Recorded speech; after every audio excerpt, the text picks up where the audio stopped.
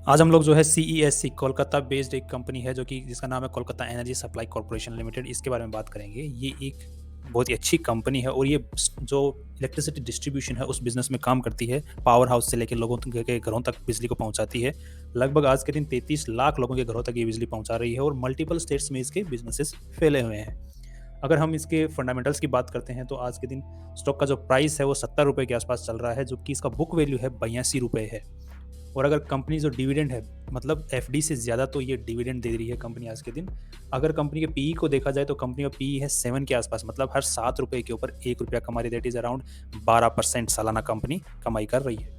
Company की अगर ROC और आरओई की बात करें तो ये भी जो हमने अभी डिस्कस किया वही है। अगर कंपनी के हम प्रॉफिट्स की बात करते हैं तो हर साल कंपनी प्रॉफिट्स को इंक्रीज करते जा रही है और सेल भी इंक्रीज होते हुए जा रहा है और कंपनी अच्छा खासा डिविडेंड भी इंक्रीज कर रही है जैसे जैसे कंपनी के प्रॉफिट्स बढ़ रहे हैं। बैलेंस शीट की बात करते हैं तो कंपनी के जो रिजर्व्स हैं, जो कि एक्चुअली शेयर होल्डर्स का पैसा माना जाता है, वो बढ़ता हुआ दिखाई दे रहा है क्योंकि कंपनी प्रॉफिट कर रही है।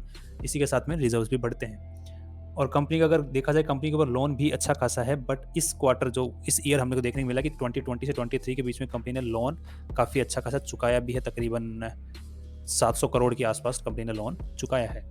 अगर कंपनी के फिक्स्ड एसेट्स की बात करते हैं तो कंपनी की जैसे डिस्ट्रीब्यूशन बिजनेस में तो मोस्टली इसके पास में फिक्स्ड एसेट्स ही होंगे, ऐसा माना जाता है। दूसरे कंपनी के पास मोस्टली अगर डिस्ट्रीब्यूशन में है तो मशीनरी ज़्यादा होगी, लैंड ज़्यादा होगा, बिल्डिंग्स ज़्यादा होंगी, क्योंकि डिस्ट्रीब्यूशन में इन्हीं चीज़ों की मेनली ज़रूरत पड़ती है। तो यही कंपनी के पास में मोस्टली है और इनकी एक्चुअल जो बुक वैल्यू होती है उससे कहीं ज़्यादा, जैसे लैंड हो गया, बिल्डिंग होगी, इनकी कहीं ज़्यादा फेयर वैल्यू होती है मार्क जो यहाँ पर बुक वैल्यू में रिकॉर्डेड होती है उससे। तो ये भी एक काफ़ी अच्छा पॉइंट बन जाता है इस कंपनी के लिए। जी, ये जो रूल है जो लैंड और बिल्डिंग्स के ऊपर ही लागू होता है, क्योंकि ये जो एसेट्स होते हैं बिल्डिंग एंड लैंड, इनकी वैल्यू एप्रिशिएट होती है। बाकी जो एसेट्स होते हैं जैसे गाड़ी हो गई, मशीनरी हो गई, इनकी वैल्यू टाइम के साथ में डेप्रिशिएट होती है, कम होती है। कैश फ्लो की बात करें तो कंपनी का कैश फ्लो काफ़ी पॉजिटिव है और हर साल पॉजिटिव रहता हुआ आ रहा है, क्योंकि डिस्ट्रीब्यूशन बिजनेस में कंपनी के पास में एक कंटिन्यूस रेगुलर इनकम आती है कस्टमर्स जिनको वो पैसे जो इलेक्ट्रिसिटी ट्रांसफ़र करती है उनसे। तो यहाँ पर रेगुलर पैसा आना एक काफ़ी नॉर्मल बात है। कंपनी की अगर हम शेयर होल्डिंग की बात करते हैं तो कंपनी के जो प्रमोटर्स हैं 52% उन्हीं के पास में पड़ा हुआ है। कंपनी का जो टोटल मालिकाना हक है वह एफआईज के पास में तकरीबन 12% के पास और डीआईएज के पास में 21 और पब्लिक के पास में सिर्फ 13-14% के आसपास में ही है।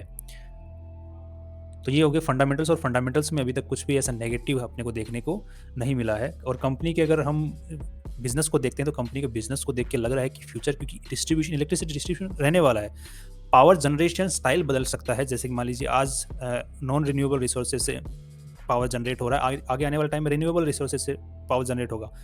तो डिस्ट्रीब्यूशन तो रहने वाला है, वो तारों के थ्रू ही होगा। तो डिस्ट्रीब्यूशन बिजनेस में कंपनी है तो वो पावर हाउस शिफ्ट कर लेगी। और कंपनी का अगर देखा जाए अगर फंडा रिकॉर्ड्स के अंदर, तो कंपनी के आज के दिन अ, राजस्थान के अंदर रिन्यूएबल पावर जनरेशन कैपेसिटी के भी प्लांट्स भी हैं। 4 विंड प्लांट्स हैं आज के दिन। अगर हम कंपनी के चार्ट को चेक करते हैं तो कम ये 8 साल का चार्ट हमने खोला हुआ है, तो यहाँ पर कंपनी का आज स्टॉक 70 रुपीज़ के आसपास में ट्रेड कर रहा है। तो ये कम एक मल्टीपल जो सपोर्ट लेवल है वहाँ पर आकर कंपनी का वापस ऊपर जाने की ट्राई करने में लगा हुआ है स्टॉक। तो ये एक काफ़ी अच्छा खासे सपोर्ट से जंप करके वापस ऊपर जाना चालू कर रहा है। तो हमको एक प्रिडिक्शन है कि ये स्टॉक आगे आने वाले टाइम में 9500 तक टच कर सकता है शॉर्ट टर्म के अंदर। हम कंपनी के लॉन्ग टर्म के बारे में बात करते हैं तो कंपनी के स्टॉक ने अब तक जिस हिसाब से प्रॉफिट्स जनरेट किए हैं और जिस गति से ऊपर बढ़ रहा है, अगर उसी गति को मेंटेन रखता है, जो कि बिजनेस को देखते हुए लग रहा है कि कर सकता है, तो कंपनी ने 11% के आसपास सीएजीआर रिटर्न दिखाया है पिछले 10 साल के अंदर। इसके बेसिस के ऊपर आगे प्रोजेक्ट अगर किसी को फ्यूचर में करते हैं तो कंपनी का स्टॉक 200 से 250 के बीच में कहीं पर रह सकता है और डिविडेंड एक्स्ट्रा मिलने की उम्मीदें हैं। That is a nice deal. और ये अगले 10 साल का प्रेडिक्शन है। फाइनल व्यू, कंपनी अच्छी है, फ्यूचर काफ़ी अच्छा नज़र आ रहा है और कंपनी का जो सेक्टर है वो काफ़ी ल्यूक्रेटिव है और मल्टीपल ऑर्डर्स कंपनी विन करती हुई जा रही है अलग अलग स्टेट्स में। इसका मतलब ऑर्डर्स की भी कमी नहीं है।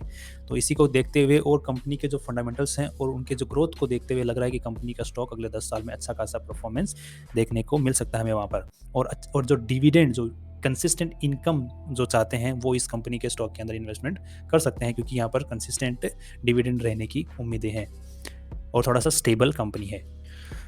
अगर हम बाइंग लेवल की बात करते हैं तो कंपनी के स्टॉक को एज पर टेक्निकल चार्ट हम आज एक 70 रुपीज़ जिस पे वो ट्रेड कर रहा है, एंड नेक्स्ट जो बाइंग कर सकते हैं 45 अगर वहाँ पर स्टॉक जाता है, तो इन 2 लेवल्स के ऊपर हम स्टॉक को ऐड कर सकते हैं अपने पोर्टफोलियो में।